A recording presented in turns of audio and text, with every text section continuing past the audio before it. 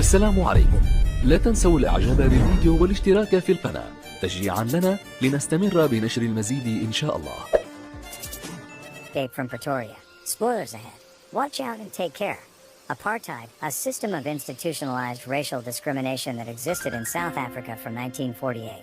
After a long time of suffering, the black community has started riots to speak up for their rights and formed a movement called the African National Party, or ANP. Tim walks down the street carrying two large bags, placing one in a dumpster and gestures to his partner Stephen, who picks up a bag and leaves it near some cars. Tim leaves his second bag near another trash pile and attaches the wire connections to the bomb. As he nervously walks away, a small explosion occurs with leaflets being scattered.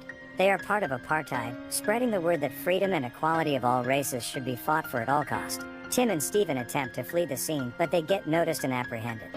Awaiting their prosecution, Tim's girlfriend sneaks into his room and gives him some money in case of need. She encourages him to stay strong.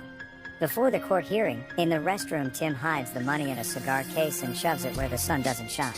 1978, in the courtroom, the judge praises the prosecution, which has presented an overwhelming amount of evidence of 26 custom-made bombs. As defense to their actions, they use that all races are equal, which is not taken well. The judge announces the sentence. Tim is sentenced to 12 years as he's the main bomb maker, and Stephen to 8 years as an accomplice. As they prepare to leave the courthouse, Stephen notices his chance to escape through an open window, and he does, but in vain. When he reaches the ground, he is beaten up. They are brought to the prison of Pretoria, and the prison warden, Captain Schnabel, receives them with disgust, because he considers them traitors. He hands them over to a very strict prison officer, Meneer. As they follow Meneer, who explains the rules and regulations of the prison, Tim takes a close look at the automatic grill doors, the multiple barred gates, and the security systems in place. Everything seems tight. Meneer shows them their cells, which are closed by a grill and a full metal door. He tells them to keep the cells clean and they will have a good relationship. Tim barely gets any sleep. Day 1. At breakfast, Tim carefully strolls around to find a seat when Dennis gives him a hand. Dennis is an older political prisoner serving 4 life sentences for his work against apartheid. He tells Tim that the prisoners in the blue uniforms are murderers, while they themselves in the gray uniforms are political prisoners. They notice Stephen and make some ruckus to get his attention and join them. Dennis asks them about their sentences. Stephen confidently tells him for how long they are sentenced, but they don't plan on staying that long. A French prisoner, Leonard, eavesdrops on them. Potluck accidentally spills the soup and Meneer makes an example out of him. Later in the day, when the prisoners are exercising in the prison yard, Dennis tells them everything they need to know about the prison's layout, the height of the walls, the searchlight, and the guards, and advises them against trying to escape. Dennis tells them about the wall next to the public road, which is always guarded by a sniper. He also tells them that people always sneak in money with the idea of escaping within a week, but that does not happen, and advises Tim to give him the money for safekeeping before he gets an infection. After Dennis takes his leave, Leonard approaches the duo and says that Dennis always discourages anyone who talks about escaping. He believes it is possible and offers his help. In return, he wants to be included in their plan. Captain Schnabel observes them and finds them fishy. On Dennis' advice, Tim gets the cigar case out of his system and, at breakfast under the tables, passes the money over to other prisoners to Dennis, who hides it in a toothpaste wrapper. Day 23. With a lighted match, Tim looks at the keyhole to the grill gate in his cell as if it offers any answers. For multiple nights he stared at the lock as ideas ran through his head, but nothing stuck. Then finally one night it dawned on him, you start with what you know and work backwards. He has an idea. He uses paper to measure the keyhole and check its length. He wants to make wooden keys to open the doors. The next day, he shares this idea with Stephen and Leonard in the shower room. Leonard thinks the wooden key idea is nonsensical, but Stephen and Tim are sure it could work. They would get the wood from the workshop. Acting on the plan, Leonard creates a commotion in the cafeteria to get Meneer's attention. Tim carefully observes the shape of the key and later begins to draw it in his cell. He takes every opportunity to take a look at the key, whether it's during training or during their count, until he finally has a clear draft of it. Day 74. Tim steals sandpaper and wood from the workshop. He manages to hide them in his thermos, wrapped in cloth so they don't rattle. As Meneer checks the prisoners' thermoses one by one and Tim's turn comes, Meneer notices that he looks very stiff. His heart pounds as Meneer taps his thermos on the sink, but is relieved when he finds nothing suspicious. That same night, Tim works tirelessly on his first prototype. After some chiseling, his first key is ready. Tim tries it out and like a knife through butter, the gears turn and he opens the grill door. However, there is one small problem. The all-metal door has no keyhole from inside the cell. That morning, Tim explains to Leonard and Stephen that they now need to make another key and also a way to open the door from the inside. After success with the first key, Leonard is fully on board. Tim takes every opportunity to observe the shape of the all-metal door key and eventually develops another wooden version. Day 100. While mopping the hallway, when there are no guards around, Leonard keeps watch and Tim tries out the key. It's not as smooth as the first one, so he chisels it a bit and successfully locks the door. The trio is thrilled with this fact. However, there is one small problem. He cannot reopen the door and even breaks off the key, leaving a piece stuck inside. Leonard signals that a guard is approaching. In the tense situation, Tim just manages to get part of the piece out before the big guard arrives. One crisis averted, but he could not push the lock back in. When it is time for the lock-in, Munir notices the lock sticking out, but pays no further attention to it and locks the door, to Tim's relief. It's the annual family prison visitation. Leonard's son comes to see him. Out of emotion, Leonard touches the glass and Munir takes this as an opportunity to interrupt the half-hour meeting and ends it. His son had brought him a handmade kite. This makes Leonard extremely frustrated.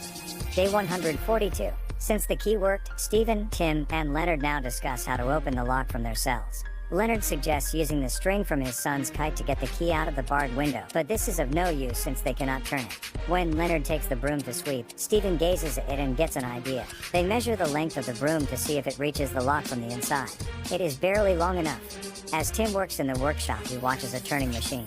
In his cell, he successfully develops a system with a similar concept that he attaches to the broom, and tries it out that night with a key attached. He succeeds with opening the door from the inside. Not without hiccups though, as the key falls down when he pulls it out. He does not give up and uses a piece of chewing gum to stick it back on the broom and barely manages to pull it in. The next morning, Tim is extremely excited as he tells Stephen and Leonard that he did not sleep a wink last night but managed to open the all-metal door. While on gardening duty, to lessen the stress of getting caught, they bury wooden keys in a jar. Munir notices them together, walks up to Tim and asks him what they were doing, suspecting something is up. Tim quickly explains that Stephen was just picking up his yard waste. Munir tells him to clean up his own mess. Dennis warns Tim to be careful and once again advises him against trying to escape, but says he will try to look out for them. One night Tim comes out of his cell and checks the stairwell. He informs the others that if they can unlock one door, they can unlock all the other doors and sneak out of the prison that way. Day 206. Nothing stays the same in prison, but nothing changes either. The routine remains the same and you find the cracks to exploit to make the most of it. Tim has made friends with Potluck. Through the window he asks him to get the road map and other errands they need for their escape. At breakfast, Potluck signals him about the goods and Munir takes note of this. The trade takes place at the dumpsters. Tim gets newspapers for some soap and ciggies.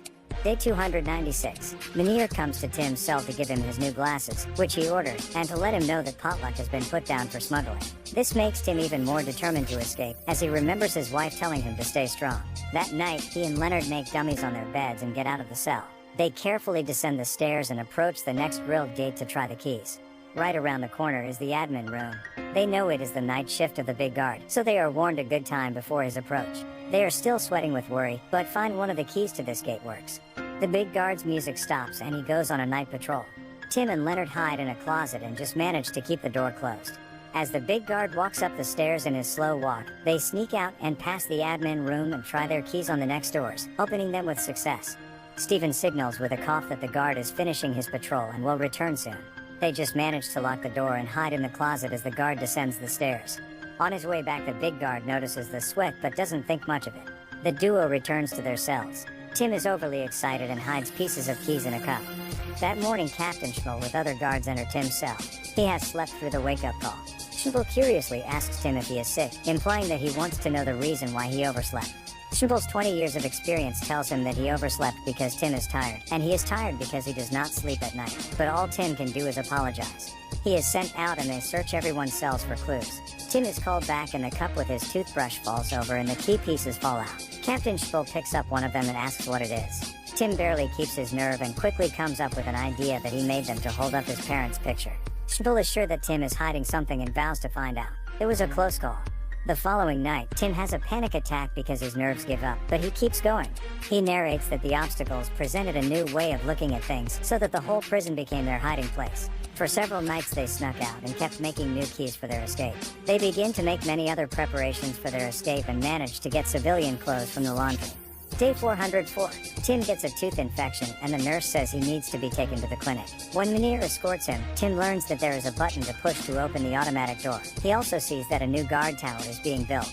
It is Christmas Eve and they have made all the preparations. Tim, Stephen and Leonard present their plan to Dennis and the other prisoners. They have made 39 keys for 15 separate doors.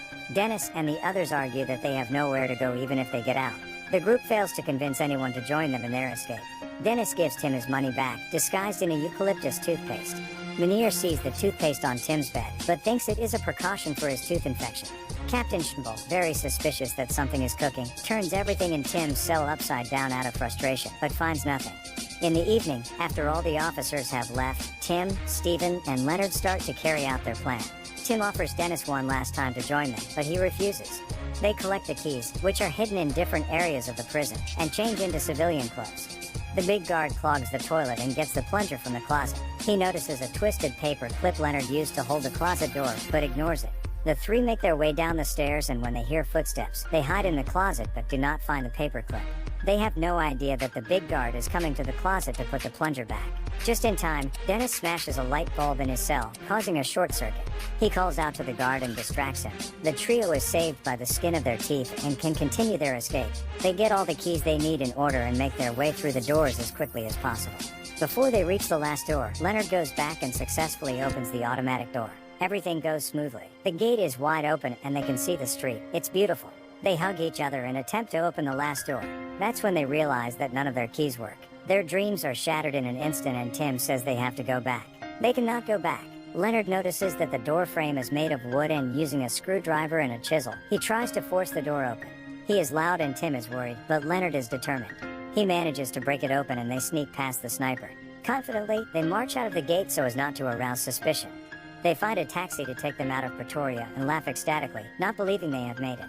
The next morning, Meneer discovers that Tim, Stephen, and Leonard have disappeared. Stunned and angry, he sounds the alarm and all the prisoners laugh. Tim, Stephen, and Leonard reach London via Mozambique and Tanzania.